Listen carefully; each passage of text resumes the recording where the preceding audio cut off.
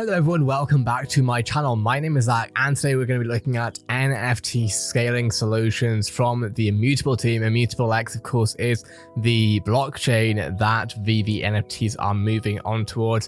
For those of you who don't know what LE5 is, I literally just looked this up myself. I don't know if any of you might not know. So it's short for Explain Like I'm 5, a plea for simplicity when crypto concepts are being explained. While the expression LE5 predicts even the Satoshi white paper, it's now become synonymous with crypto and blockchain. So I wasn't aware of that, so I'm glad to learn that now. So this is the NFT scaling solutions.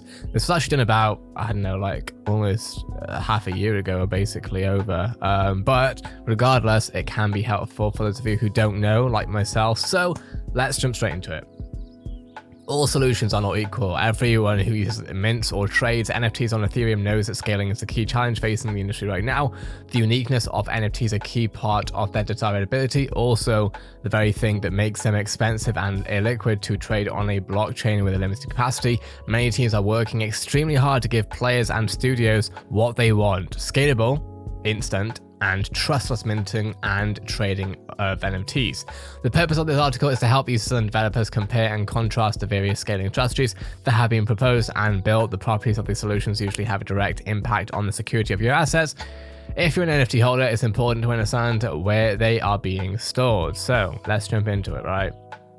Alternative blockchain Tron Flow EOS. Alternative blockchains which make different design decisions to Ethereum to prioritize throughput are commonly proposed scaling solutions. This includes projects like Tron and EOS, which support general purpose applications, as well as projects like Flow, which are targeting NFT specifically. In general, the blockchain trilemma still applies. The only fundamental scaling boosts come from reduction in security or decentralization, or both. Nevertheless, this is a decision that comes down to individual applications. What makes sense for users of one game may not make sense for another. However, with the rise of L2 solutions built on Ethereum, the key advantage of these alternative blockchains' scalability improvements is under threat. Ethereum remains the largest smart contract blockchain in the world. It has built up enormous network effects and is the platform of choice for users and developers alike. It has significant ecosystem support. Exchanges, wallets, fiat providers, even regulators are very familiar with Ethereum and how to interface with it. Building all of this infrastructure from scratch while trying to compete with Ethereum's momentum will be a daunting challenge. And then we have sidechains. And just to give you a quick example, this is how long this whole thing is going to be. Okay, let's jump into it. So we have Matic, Ronin, and XDAI. Sidechains are separate blockchains that run parallel to Ethereum. They have their own miners, often called validators and operators, their own consensus algorithm, and their own bridge to transfer assets to and from the main chain, in this case Ethereum. Users deposit by locking their assets in a mainnet smart contract. To withdraw back to Ethereum, users initiate an exit on the sidechain that provide a proof of exit once it is included in the sidechain's history. Sidechains are very effective at general computation, and all EVM contracts can be ported directly to run on the sidechain, enabling ETH-like interoperability between contracts on each sidechain, as well as application-level logic. This makes them a common choice for NFT scaling, as applications can migrate with lower overheads and development time. Remember, this is the blockchain, Immutablex is the blockchain that VeVe is going to be on. However, sidechains like alternative blockchains usually relax Ethereum security and decentralization in order to reach the desired scale. Users should be careful not to assume that their ETH assets while in a sidechain are just as secure as they are on mainnet. They are only as secure as the consensus algorithm of the sidechain. For sidechains with a limited number of operators and a vulnerable consensus algorithm, i.e. most of them, this could result in the complete theft or ransom of all these assets stored in the sidechain. Sidechain also often requires additional tooling to be built to support the requisite level of UX.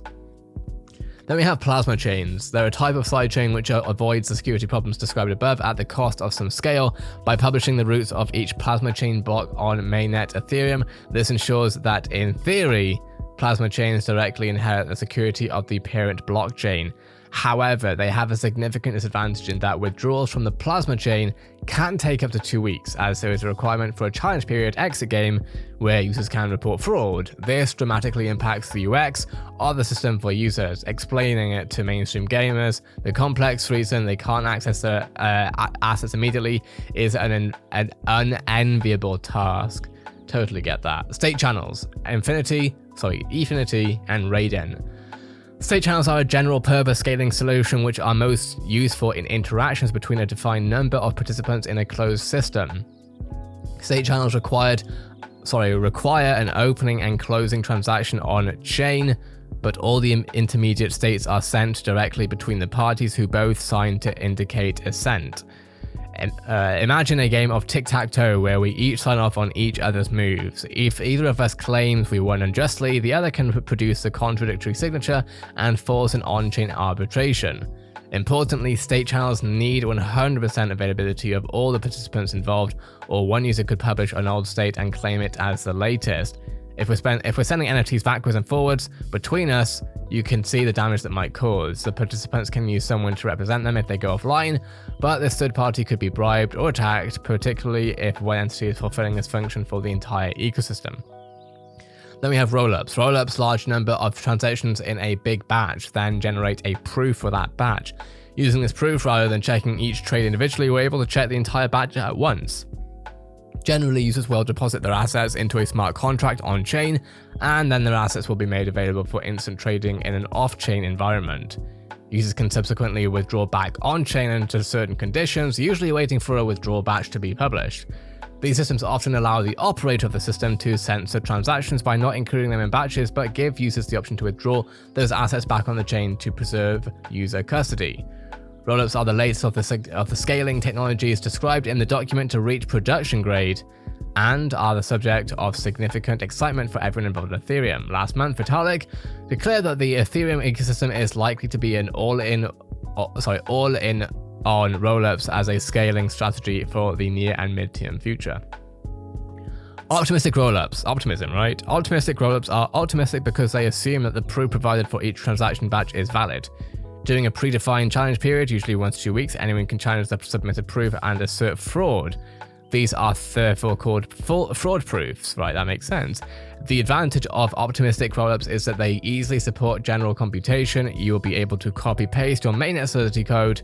However, they have significant limitations for scaling NFTs.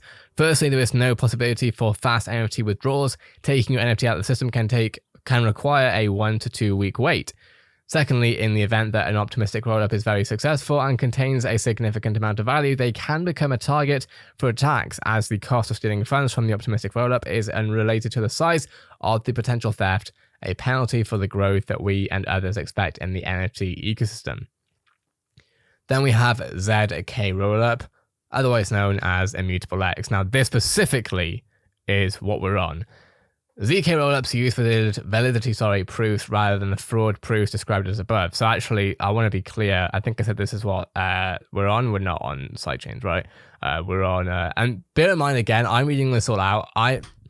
A lot of what I'm saying, I'm still really trying to understand, right? That's why I'm not explaining how, giving you different examples of what we see here, right? I'm simply reading things out to try and understand things myself, as well as hopefully educate you as best as possible. But this makes sense, right? This is the chain that we're on for VeVe, at least. ZK rollups use validity proofs rather than the fraud proofs described as above, using either snarks or starks, which I'm happy actually, because a lot of what they've put out in here does not sound reliable, nor does it sound ideal really for a multi-million dollar industry, right? Multi-billion probably, or using either snarks or starks and plenty of complex mathematics to prove the validity of the transactions in the rollup. Using validity proofs means that once a proof has been accepted on-chain, users have immediate confirmation that those transactions were valid and now are immutable. In an NFT context, this solves both the problems identified with optimistic rollups above. Users can withdraw immediately and no one is able to attack the system, regardless of the amount of funds flowing through the system.